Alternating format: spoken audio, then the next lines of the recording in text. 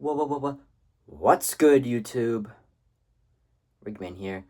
It is currently 8:30 p.m. Guess what I did at 4:30 p.m.? I saw Spider-Man Brand New Day. And let me just tell you, right off the bat, 5 stars out of 5 stars. It had, I would say, the best action out of any MCU movie. The best usage of powers in any Spider-Man media.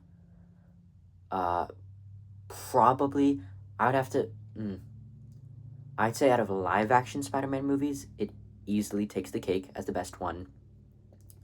When you factor in the Spider-Verse movies, I'd have to think about it for a lot longer. Rewatch those. Because it's been a while. But it is. There's a solid chance it could be better. Because this movie, Spider-Man Brand New Day, was very good. The characters were very good. Spoilers, by the way. I very much enjoyed how they dealt with Ned and MJ. I was like, when that initial scene with MJ on the rooftop, where she just like instantly is trusting of Spider-Man and starts like remembering things, and she kisses him, and she like knows, and for a moment I was like, okay. Obviously the actors doing great, so it felt like a compelling scene. But I knew, looking at it from a creative standpoint, it was disappointing.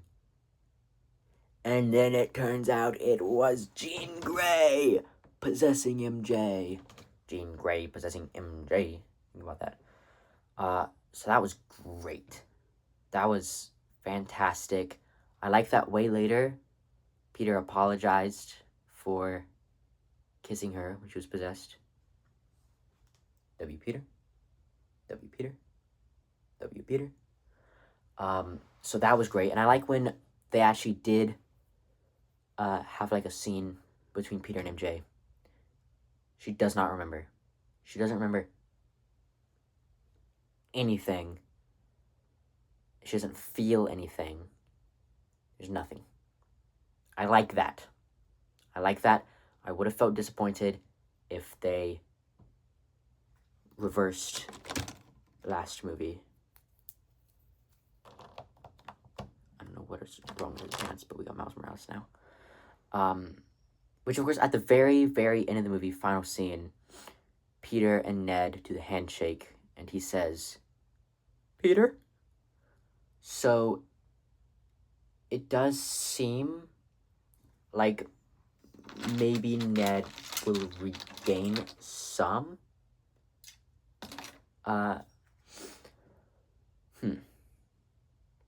Maybe. It does seem like that. I could see them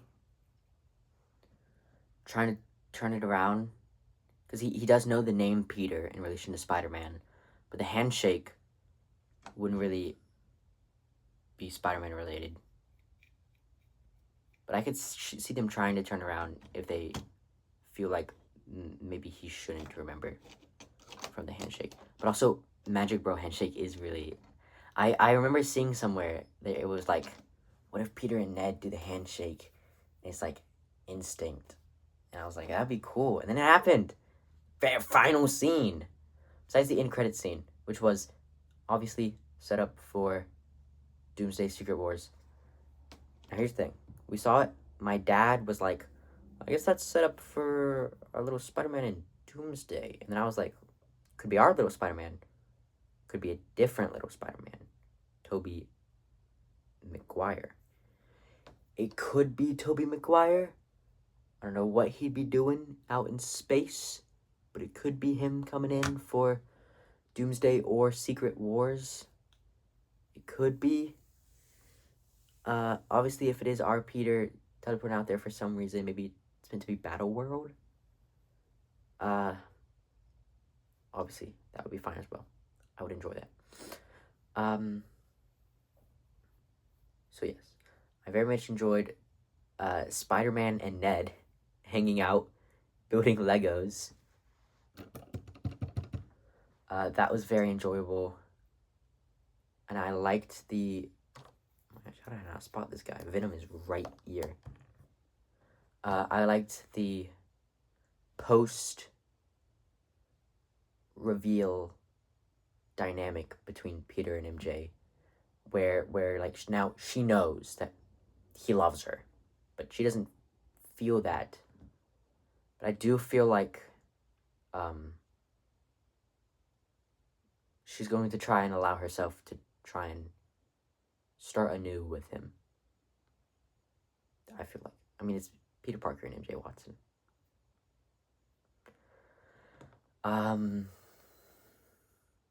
Moving on.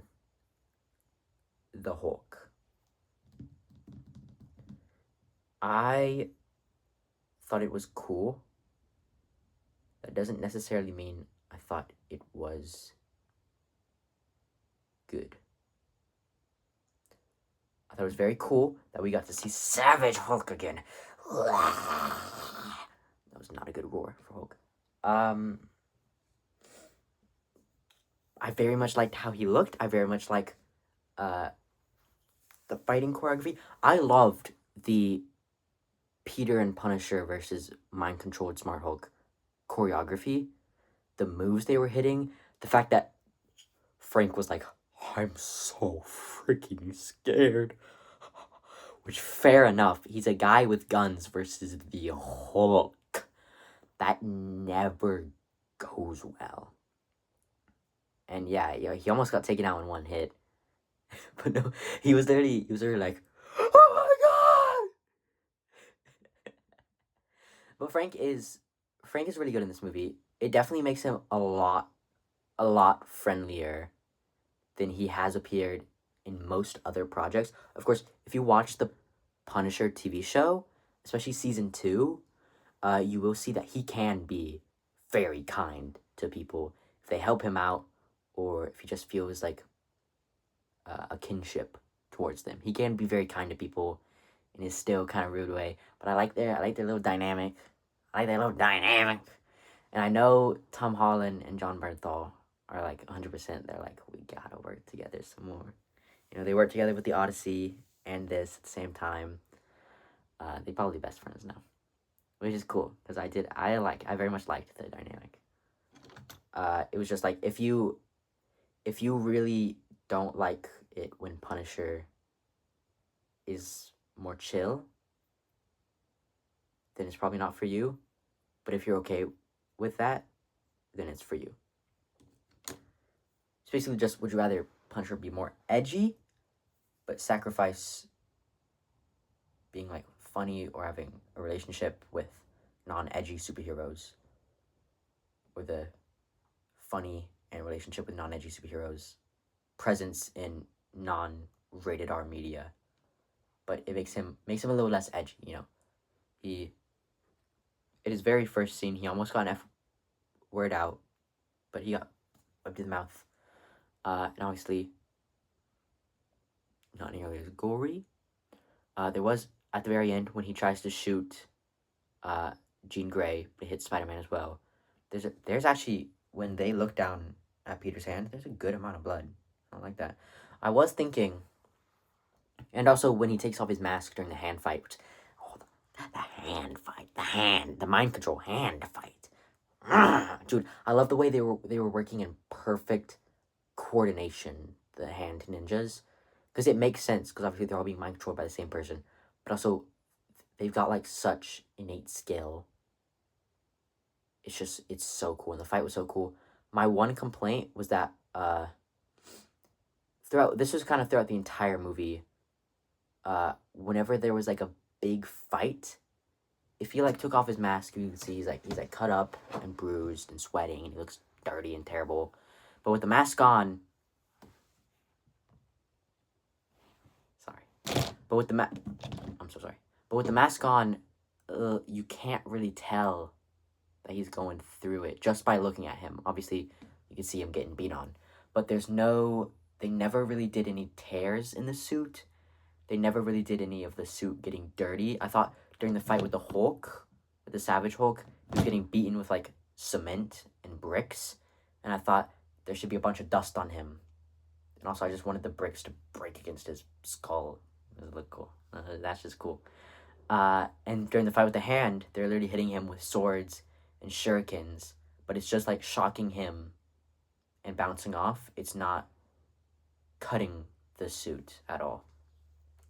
And I think always like to harken back to other movies, during the first Spider-Man movie with Tobey Maguire, his suit gets all cut up in the fight with the Goblin, which makes sense because he has sharp objects, and it's cool looking, and it's powerful, and it makes it look like it was a very close fight, which it was. Those movies are good too. I like movies. I have high hopes for a living. I have high hopes for the MCU. Though I think Doomsday and Secret Wars are just going to be a collection of hype moments in aura. But this was actually hype moments, aura, and good writing. And interesting world building. Damage control is evil. Yay! The government is experimenting on people, which is immoral. Yay!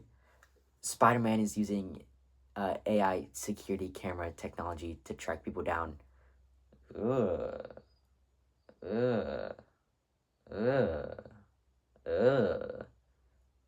The opposite of yay is still yay. Nay! Nay! Nay! I am Thor now.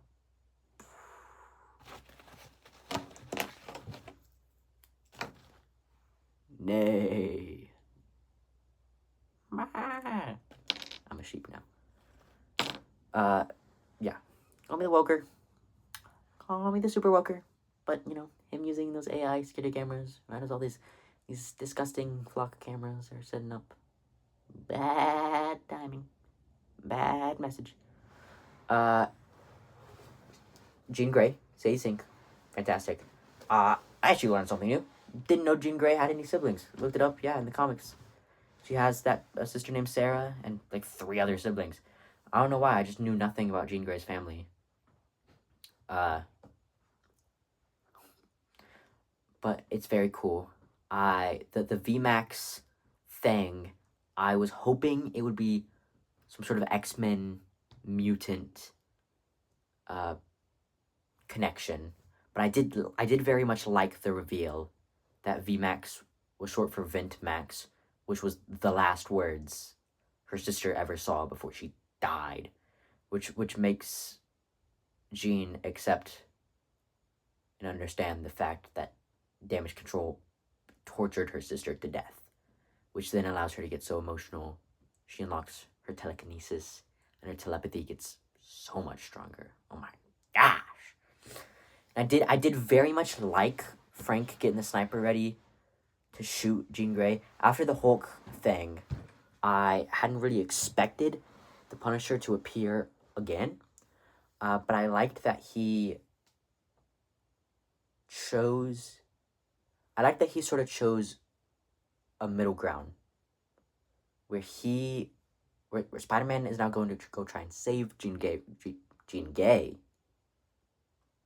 Grey from Damage Control, and the Punisher is more of like her power shouldn't be in the hands of Damage Control or herself, so I'm gonna blow her brains out. But instead it hit Peter, and that made him be like, and she saved Peter from dying, and that made him be like, ooh, dang, I should not have done that. I didn't expect him to so blatantly say, I'm sorry. It was big. I think they're working on character development for Frank Castle, which is good, because honestly, even throughout, he had 2 seasons of television.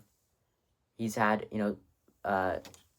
many appearances in the Daredevil TV show, but I've never, I don't know, is the Punisher meant to be like a character who never changes exactly?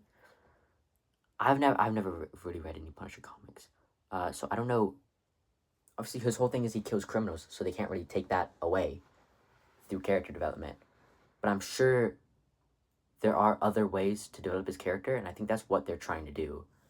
Which they're trying to make him obviously not a full hero because he still murders criminals, but inching a little bit closer to the good side, able to work with a paradigm of good, Spider-Man, and able to recognize when killing isn't the option, even if he thinks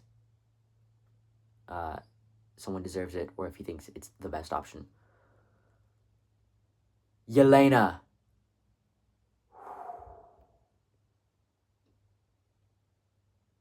Golly. Florence Pugh. They were very, despite it being, it was, Yelena and Peter saunaing together. Peter was the more sexualized one between the two of them, which is fine. They didn't need to show cleavage or anything. They didn't need to, and they didn't. Cool. She still looked bad. I was like, W. Florence Pugh. And I also just loved her scenes. It was very funny. And I liked when Peter started wiggling his toes, and he was just like, I'm so sorry. I'm so sorry. I'll never do that again. Oh my gosh, there's another Hulk. I just keep finding little characters. I know for a fact I don't have any Jean Greys, unfortunately. Not a lot of X-Men Legos. Hopefully that'll change soon. Yeah, Jean Grey was great. I will say Tombstone just appeared for a second. Would have liked to see more of him. I'm glad he's now been introduced, so hopefully in a future project we can see him show up and be a bigger villain. Scorpion showing up was cool. I want to see more of Scorpion as well. He had that moment in the beginning where he was beaten pretty badly, and they had another fight which was a lot cooler, but he was being mind controlled, so it wasn't really him. There wasn't any character added to him besides him fully taking on the title of Scorpion, and I guess he's known now as he's a Spider-Man villain. So I want to see Scorpion, Tombstone. I believe they also had Boomerang in the montage. These villains that we just sort of saw in the montage for a moment had very minor roles. I would like to see all of them return in a future project, have slightly bigger roles, have more of a character. I liked his police friend. She was funny. And I liked that in the earlier part of the film, he had no clue what her kids' names was. At the end of the part, when he realizes that he can protect his loved ones and have loved ones, he knows he's more friendly with her. He was always pretty friendly with her, but he knows her kids' names now. And he seems more open. Frank obviously knows his identity now, along with MJ. And Ned may probably.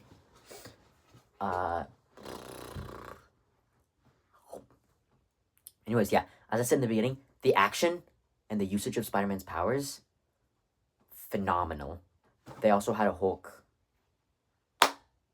shockwave clap and a stomp the ground and break it moment. So that was great. The Hulk, they used the action so well, and I love how he looked, but it did not, I just generally hate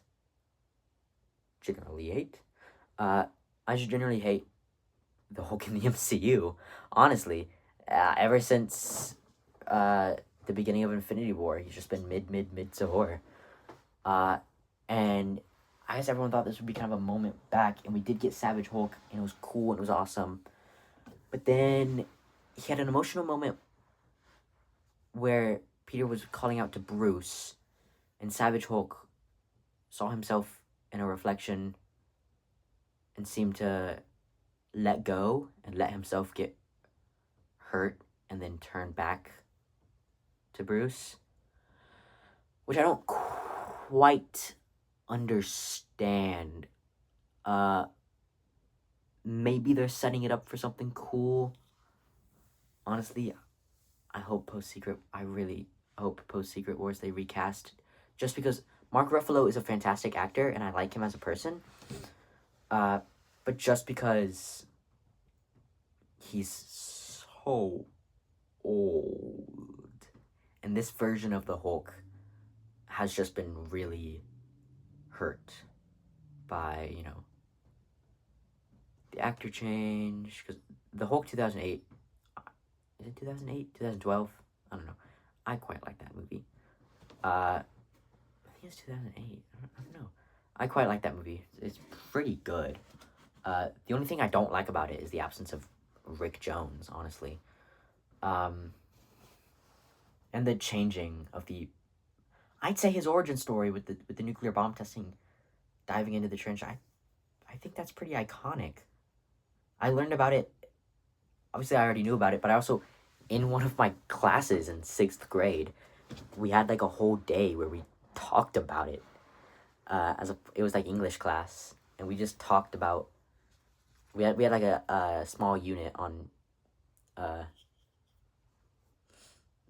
old literature. I don't remember anything from 6th grade except for all my classmates called me Reagan the Goat. You guys can call me that too. Don't worry.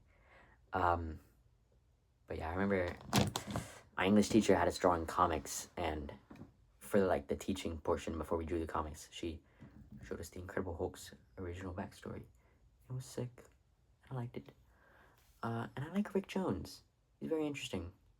He's a character who I feel like would do great in the MCU, because he can appear in multiple different projects very easily.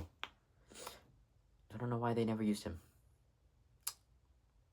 Lame. And then, of course, a lot of Hulk's villains. Abomination, the leader, used in the Red Hulk, used in other projects. I guess Abomination was in a Hulk project, She-Hulk. She-Hulk, which is not a very well-written show, but if you just want dumb entertainment, I think it's a sleeper pick. I think it's a sleeper pick. I don't know. I think it's a sleeper pick. I'll say it once, I'll say it twice, I'll say it thrice. I think it's a sleeper pick. The ending's pretty mid, but a lot of the episodes I feel like are pretty good, and the storyline with the romance storyline, or lack thereof of romance, and Daredevil, which is actually romance. I think it's all pretty good. Although of course, as we got more Daredevil, we know Daredevil Shield not going anywhere. Because he's got Karen. But yeah, the Daredevil episode was good with the leapfrog, and I liked the therapy episode. I'm being honest with you, and I liked the Mr. Immortal episode. Why am I on She-Hulk now? This is supposed to be Spider-Man. What else did I like? Action was fantastic. Him embracing the more arachnid powers, the organic webs, enhanced strength and senses. Sick. I guess he's keeping those from now on. He's just gotten a general upgrade. So cool. He's definitely the strongest Spider-Man now. In live action, Peter B. Parker might still beat him. In strength, in web usage, easily. Tom's the strongest, easily. What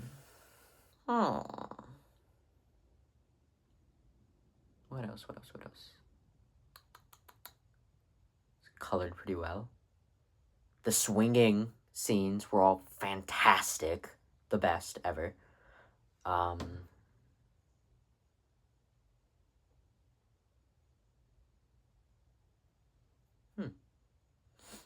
guess that's it. A lot of it was really good.